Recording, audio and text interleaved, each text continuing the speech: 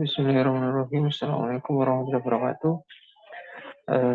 Salam sejahtera buat kita semuanya. Pada video kali ini kita akan belajar ya tentang beberapa hal berkaitan dengan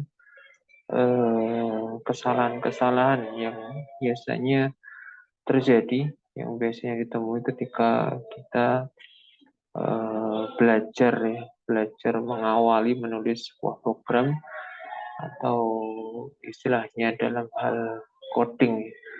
Jadi ada beberapa kesalahan penulisan ya, atau kesalahan sintaks yang sering terjadi saat mahasiswa baru belajar coding ya. Jadi ini hal-hal yang umum yang nanti kita akan juga jelaskan ya, penyebabnya apa dan bagaimana solusinya. Baik, langsung saja kita mulai dengan membuat programnya. Saya akan membuat file baru di dalam package dasar yang sudah saya buat sebelumnya. Oke, kita pilih Java class ya. Jadi new Java class, kita akan membuat file Java class yang baru di dalam package dasar. Oke, kita klik di sini, kita tuliskan namanya belajar error ya. Kita mempelajari tentang kesalahan di dalam penulisan source code bahasa Java. Oke, kita tunggu sampai muncul source code-nya. Ya, ini sudah muncul. Bagian yang berwarna hijau di dalam tanda backslash bintang, ini komentar yang boleh kita hapus ya, karena menghabiskan tempat untuk kita coding. Kita hapus supaya nanti lebih leluasa untuk menuliskan source code ya. Oke, sudah ada di depan kita kelas baru belajar error. Masih kosong kelas ini, belum ada isinya. Cirinya sebuah kelas itu nanti dia punya batas area ini ya, dalam tanda kurung kurawal buka tutup. Ini area source code untuk kelas belajar error ya, areanya harus kita jaga, kita pastikan tidak ada source code yang kita tulis di luar area ini ya. Ini yang harus kita pastikan ya, supaya memudahkan. Maka nanti ketika menulis source code sebaiknya posisi kurung kurawal tutup itu dibuat lurus dengan baris pertama pemiliknya. Ya, ini tips ya. Karena NetBeans biasanya otomatis membuatnya seperti ini.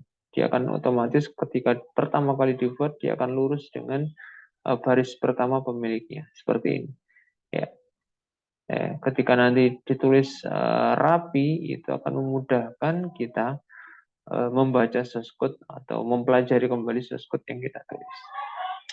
Baik, ini poin pertama ya. Jadi dibiasakan nanti ketika menulis sebuah source code program dalam bahasa Java khususnya, itu kerapian tulisan source code-nya diperhatikan ya. Ya, wabil khusus ya, yang khususnya itu posisi kurung kurawal tutup ya. Kalau kurung kurawal buka biasanya otomatis di samping ya, di samping kanan seperti ini. Tapi kurung kurawal tutup kita usahakan selalu lurus dengan baris pertama munculnya kurung kurawal buka ya. Jadi kita luruskan. Baik, tahapan berikutnya supaya kelas ini bisa running ya. Ini kalau seperti ini kita run, yang kalau ini seperti ini kita run, kita klik kanan run file. Ya, maka dia akan muncul pesan seperti ini. Ya, ini contoh ya. Ketika nanti program kalian itu di run, muncul pesan seperti ini, does not have a main method, berarti kelas yang kalian sedang edit itu tidak memiliki metode main. sehingga tidak bisa di-run otomatis. Solusinya bagaimana? Solusinya adalah kita tambahkan metode main ke dalam kelas belajar error ini. Shortcutnya kita ketikkan psvm, ya. Kemudian kita pencet tombol tab, ya. Maka otomatis akan muncul satu blok perintah untuk metode main otomatis, ya, tanpa kita ketikkan huruf demi hurufnya. Sama dengan kelas di dalam main itu juga otomatis akan muncul pasangan kurung kurawal buka tutup seperti ini, ya, otomatis, ya, otomatis. Dan harap diperhatikan posisi kurung kurawal tutup itu selalu sejajar atau lurus dengan awal mula di mana baris berada kurung kurawal bukanya. Jadi lurus seperti ini, ya, lurus dengan kata public static void main. Mengapa demikian? Karena ini nanti akan sangat memudahkan kita untuk mengetahui apakah ada kurung kurawal yang belum ada tutupnya, belum ada pasangannya, ya, atau kurung kurawalnya apakah sudah tepat posisinya. Nah, ini penting, penting. Jadi pastikan source code kita tulis dengan cara yang rapi, dengan cara yang rapi. Baik, kita lanjutkan. Kita bisa memulai menuliskan source code di bagian void main ini, ya. Kita bisa menuliskan bagian source code yang kita harapkan di void main ini. Oke, kesalahan yang pertama itu ada kemungkinan kita menuliskan nama file yang berbeda dengan nama kelasnya. Ini biasanya terjadi, ya, terjadi. Contoh, ya, ini ada kelas namanya belajar error. Kemudian di atas ini kita lihat nama filenya, belajar error.java, ini nama filenya.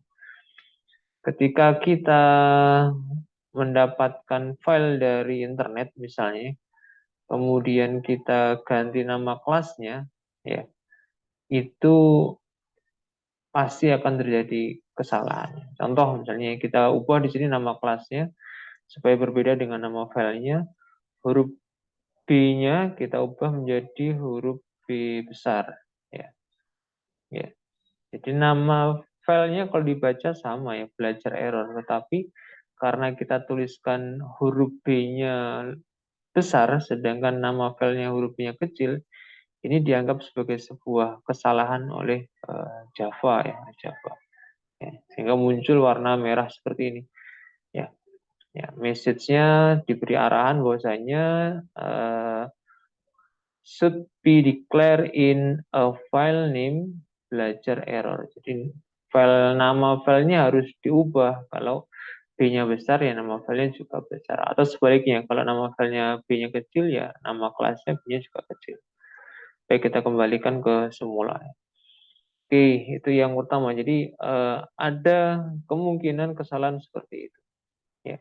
Karena kita mendapatkan source-nya dari copy file, dari download, kita mengubah nama kelasnya, kemudian lupa tidak mengubah nama filenya, tidak perlu panik dulu, kita baca dulu pesan kesalahannya, bisa jadi problemnya adalah ada perbedaan antara nama file dengan nama kelasnya.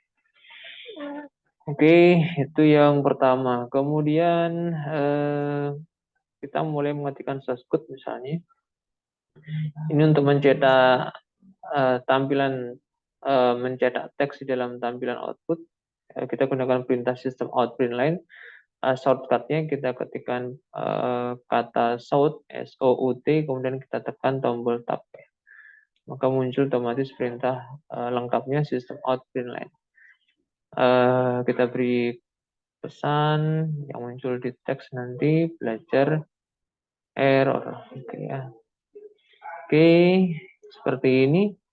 Kemudian kita coba run file, ya. Karena nanti akan tampilannya muncul di bagian bawah di sini, di tab output, ya, di tab output. Muncul teks belajar error, ya, belajar error. Oke ya, seperti itu.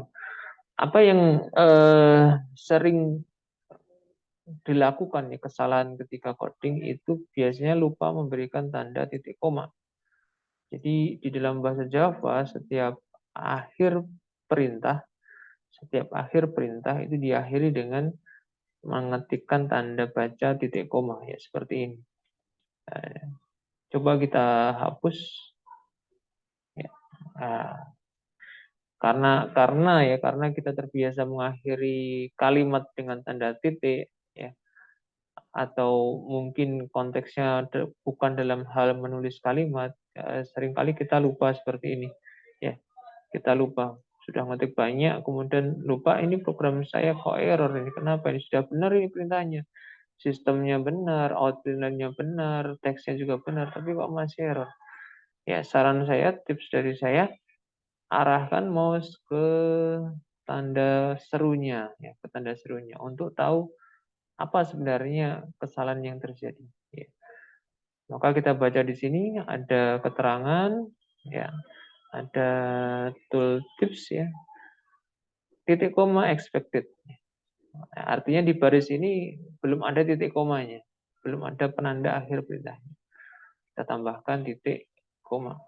Oke. Ya itu kesalahan lain yang biasanya kita lakukan ketika pertama kali belajar coding, lupa mengakhiri dengan titik koma. Kemudian kesalahan-kesalahan yang lain, kesalahan-kesalahan yang lain itu kita lupa ya karena mungkin source code-nya sudah sedemikian panjang, itu lupa menambahkan tanda kurung kurawal tutup ya ketika sudah membuat tanda kurung kurawal bukanya. Misalnya kita buat perintah seperti ini. Ya, ya. NetBeans itu otomatis membuat pasangan kurung kurawal secara langsung seperti ini. Begitu kita tekan enter setelah mengetikkan tanda kurung kurawal buka, itu dia akan meletakkan langsung kurung kurawal tutupnya di bawah, gitu, otomatis, dan posisinya pasti rapi, lurus begitu ya. Ya, sehingga ini membantu kita untuk menuliskan source code secara rapi. Misal kita menambahkan perintah lagi print line salah misalkan ya. Ya, salahnya di mana misalnya? Misalnya kita lupa begini ya, kita lupa. Ya, karena program sudah sedemikian banyak, kurung kurawal juga sudah sedemikian banyak. Ketika di akhir program ya kita sudah mau run, muncul kesalahan ya seperti ini. Wah, Pak, ini sintaksnya sudah benar semua nih. Kata per katanya kayaknya nggak ada yang salah, tetapi kok muncul error ya, muncul tanda seru merah begini. Sama tipsnya, arahkan mouse ke posisi error ya. Ya, kalimat ini harap diingat-ingat. Kalimat ini harap diingat-ingat karena pesan kesalahan ini nanti bisa jadi muncul di dalam proses ketika kita coding. Tulisannya reads end of file while parsing ya. Jadi NetBeans ini ketika memparsing, ya membaca source code yang kita ketik, itu mencapai end of file, mencapai akhir dari file teks yang kita tulis, ya sudah mencapai akhir, tetapi kurung kurawalnya tidak lengkap begitu ya, belum tertutup dengan sempurna. Ya. Di reads end of file while parsing. Ya. Ketika di sini tuh dia mencapai bagian akhir dari parsing. Ya. Tapi kalau kita perhatikan ya, kurung kurawal tutup ini, yang posisinya adalah posisi di akhir source code, ya di akhir source code, itu ternyata kurung bukanya adalah di posisi main. Ya. Kurung bukanya ada di posisi main. Padahal itu masih ada satu kurung buka yang belum tertutup ya. Milik siapa? Miliknya kelas. Kita lihat di sini. Miliknya kelas. Ini masih merah nih. Belum kuning ya. Kalau ada pasangannya warnanya kuning. Jadi kalau min seperti ini sudah ada pasangannya di warnanya kuning. Tapi yang kelas belajar error ini masih merah. Artinya apa? Belum ada pasangan. Nah, kenapa ini terjadi? Karena jumlah kurung kurawal bukanya itu lebih banyak daripada jumlah kurung kurawal tutupnya. Ya, kita lihat di sini kurung bukanya ada 1, 2, 3, penutupnya hanya 2. Ya, 1, 2. Artinya ada satu kurung kurawal buka yang belum ada penutupnya. Nah, ini hati-hati. Ketika dalam posisi seperti ini hati-hati. Hati-hatinya apa? Hati-hatinya jangan sampai salah meletakkan kurung tutupnya. Ya, jangan sampai salah meletakkan posisi kurung tutupnya. Jangan asal ya. Jangan asal lupa bukanya ada 3, tutupnya ya saya lengkapi pokoknya 3. Tidak bisa begitu ya. Tidak semudah itu. Tapi harus kita perhatikan di mana posisi yang tepat ya, di mana posisi kurung tutup yang seharusnya.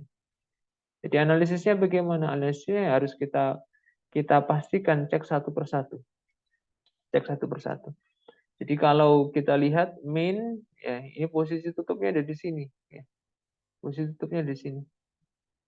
Ya. Sedangkan kelas itu posisinya di atasnya min. Artinya tutupnya nanti harus lebih bawah lagi daripada min. Ya, berarti posisinya nanti yang kita tambahkan adalah di bawahnya min seperti ini. Kita tambahkan di bawahnya min kurung kurawal tutup baru. Oke, error teratasi tetapi source code kita tidak rapi akhirnya. Kenapa? Karena posisi kurung tutupnya kurawal itu ada yang lurus, ada yang sejajar. Ini membingungkan nanti ya. Supaya lebih rapi, kita kembalikan ya posisinya sesuai dengan lokasi kurung kurawal bukanya. Ya. Jadi yang ini, yang bagian sistem out, ini kita rapikan, kita luruskan dengan pembukanya seperti ini. Yang min kita luruskan dengan garisnya min. Kita tekan tombol tab ya supaya lurus. Nah seperti ini. Sehingga kembali ke posisi awal. Ya. Kurung kurawal sudah sesuai pasangannya dan tempatnya juga sudah sesuai. Ya, jadi itu penjelasan untuk end of file ya. Jadi error end of file itu disebabkan karena ada kurung kurawal yang tidak lengkap pasangannya. Ya. Jadi kita cek kurung kurawal tutupnya sudah ada ataukah belum ya. Kemudian kita letakkan nanti di tempat yang seharusnya. Itu end of file ya, end of file. Jadi cukup sering ya kejadian itu muncul saat kita coding ya. Apalagi ketika sekali lagi source code kita sudah cukup banyak kita ketik berpuluh-puluh baris sampai di akhir tiba-tiba muncul end of file ya. Itu problemnya adalah ada kurung kurawal yang belum punya pasangan ya. Seringnya belum ada penutupnya, seringnya ya. Karena kalau pembuka otomatis sudah kita ketikkan di atas ya di awal, tapi kurung tutup itu biasanya terlupa ya, terlupa. Baik, itu kesalahan yang cukup sering ya.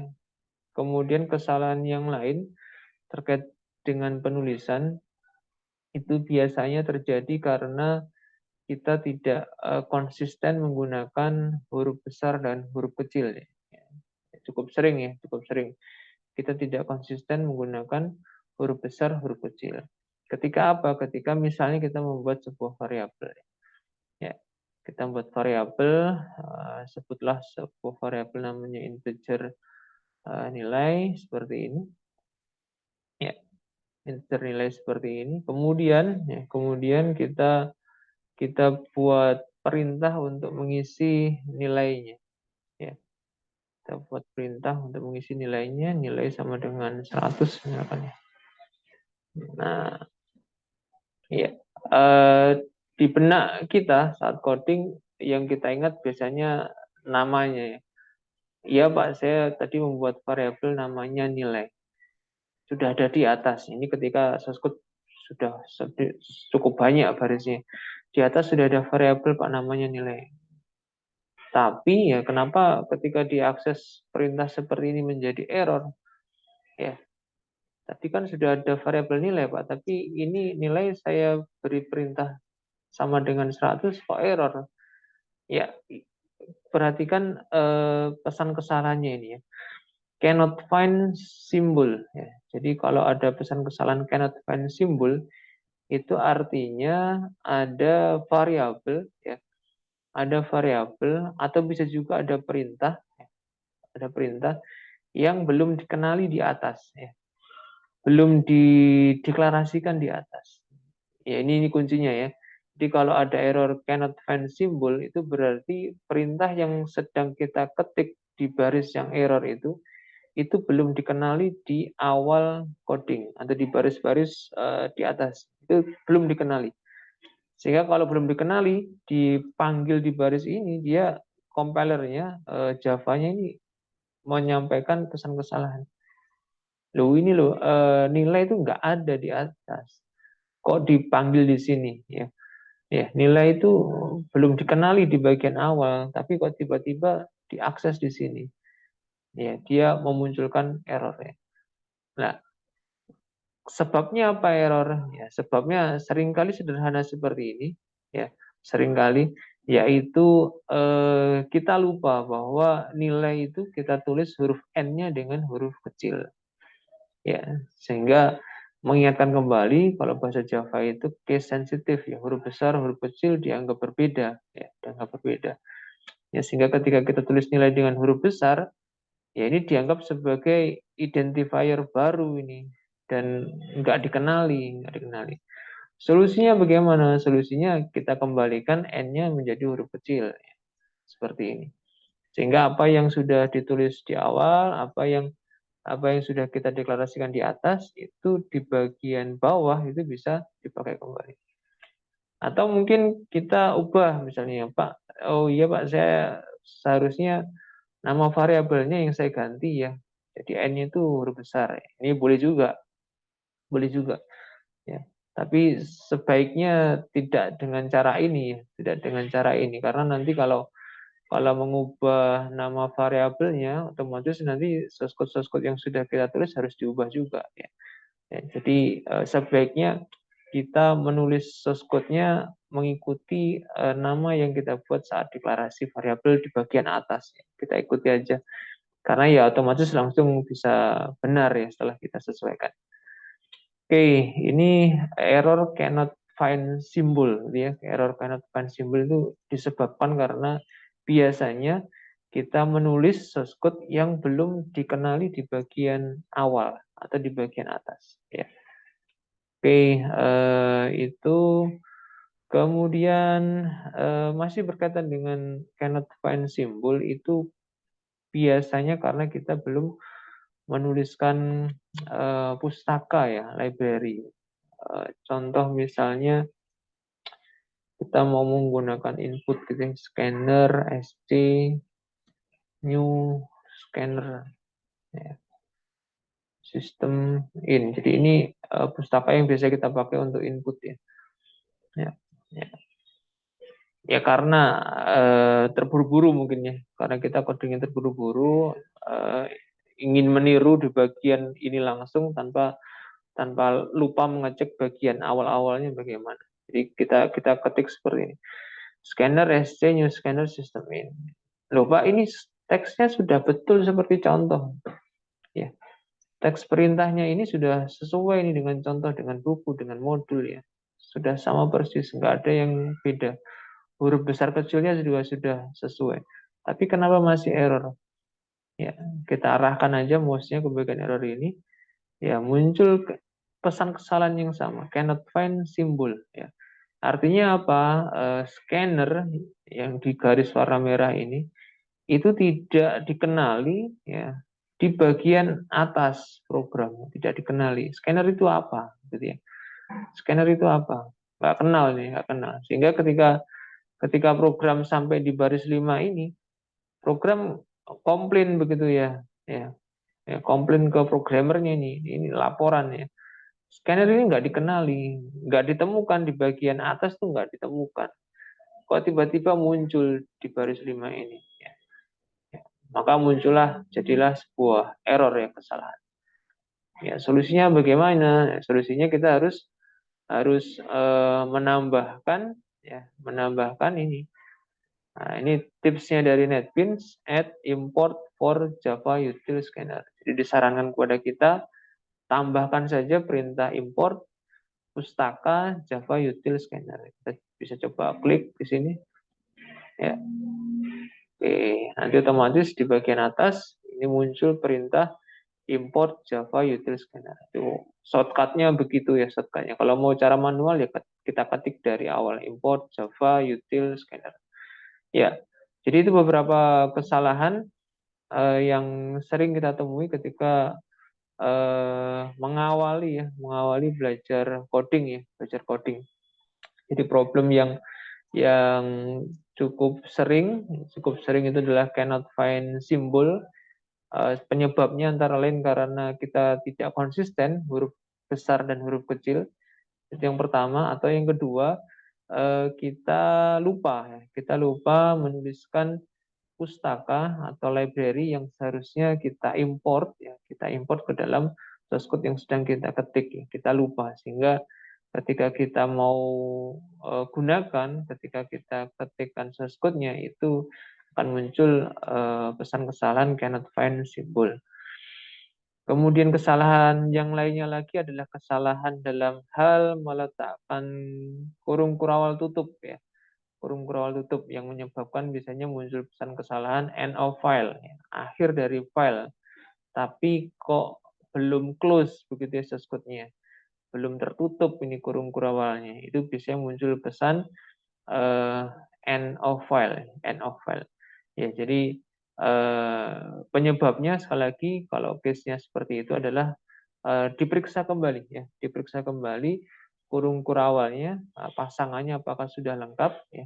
Pasangannya ada kurung kurawal buka, harus ada kurung kurawal tutupnya. Sekaligus dipastikan posisinya juga sudah tepat. Ya, tidak sekedar jumlahnya sama, tetapi posisi dari kurung kurawal tutupnya juga harus tepat. Kemudian yang ketiga tadi yang cukup sering terjadi adalah kurang meletakkan tanda baca titik koma sebagai akhir dari perintah dalam bahasa Java. Jadi karena kita melihat source code kita sudah berganti baris di baris yang baru, dan karena kita mungkin belum terbiasa dengan mengakhiri kalimat source code dengan titik koma, itu kadang lupa. Jadi asik coding saja terus ke bawah, lupa kalau di sebelah kanannya kita harus meletakkan titik koma di akhir setiap perintah. Jadi umumnya itu beberapa kesalahan mendasar ya terkait dengan sintaks penulisan yang biasanya terjadi di mahasiswa ketika belajar coding. Kemudian kesalahan cannot find symbol itu juga biasanya terjadi ketika kita salah menuliskan nama ya. Ya hubungannya sebenarnya ke huruf besar kecil ya, seringkali. Misalnya di perintah sistem out println itu O-nya kita ganti dengan huruf besar misalnya. Ya, itu juga message-nya sama. Cannot find symbol ya. Cannot find symbol. Jadi perintah out itu tidak dikenali oleh Java ya dengan huruf besar ya, tidak dikenali. Ya, tidak dikenal. Jadi ketika kita nulis lupa, ini bacanya sudah benar ini Pak, sistem out println, tapi kenapa kok masih error? Ya, harap diperiksa kembali bagaimana huruf besar kecilnya. Jadi pastikan kalau memang harus besar ya harus kita tulis besar. Kalau hurufnya kecil ya kita tulis dengan huruf kecil. Jadi kita kembalikan ke O dengan huruf kecilnya. Bisa juga print line-nya misalnya ya, print line-nya. Print line-nya P-nya kita ganti huruf besar misalnya ya. Karena sistemnya itu juga huruf besar, Pak. Jadi sepertinya P-nya juga kita ketik dengan huruf besar. Ya, maka message-nya juga sama. Cannot find symbol. Jadi perintah print line dengan P besar itu tidak ditemukan dalam pustakanya sistem out ya. Nggak ada itu perintah print line dengan P huruf besar. Jadi message-nya sama. Cannot find symbol ya. Kita kembalikan ke P kecil. Sistem juga begitu. Ada kalanya mahasiswa mengetik sistem dengan S kecil. Lupa ini eh, hampir semua kata kuncinya Java huruf kecil semua nih Pak ya. Public, class, static, integer, new, out, print line itu diawali dengan huruf kecil. Ini mestinya S-nya juga huruf kecil. Ya biasanya begitu ya. Dianggap sama semua kalau huruf kecil semua. Maka ketika kita tulis sistem dengan S kecil, muncul message ya package system does not exist ya. Ini errornya bukan berkaitan dengan cannot find symbol, tetapi dia bunyinya sudah dalam konteks package ya, package paket. Karena paketnya sistem itu ditulis dengan huruf besar ya, bukan huruf kecil. Jadi dia di NetBeans mengingatkan bahwasanya package system dengan S kecil itu nggak ada, sehingga tidak bisa dipakai, tidak bisa dipanggil. Sehingga solusinya ya kita kembalikan huruf S-nya ke huruf S besar. Oke, saya kira itu beberapa kesalahan yang biasanya terjadi saat kita belajar memulai coding, ya, termasuk juga penjelasan dan bagaimana mengatasinya. Semoga bisa bermanfaat dan ya tidak tidak menyebabkan kita mudah mudah frustasi begitu ya, mudah putus asa ketika menghadapi error-error yang sebenarnya sederhana, sebenarnya solusinya sederhana. Baik, sekian dari saya untuk video kali ini. Selamat belajar, selamat berlatih. Semoga ilmunya bermanfaat. See you next di video berikutnya.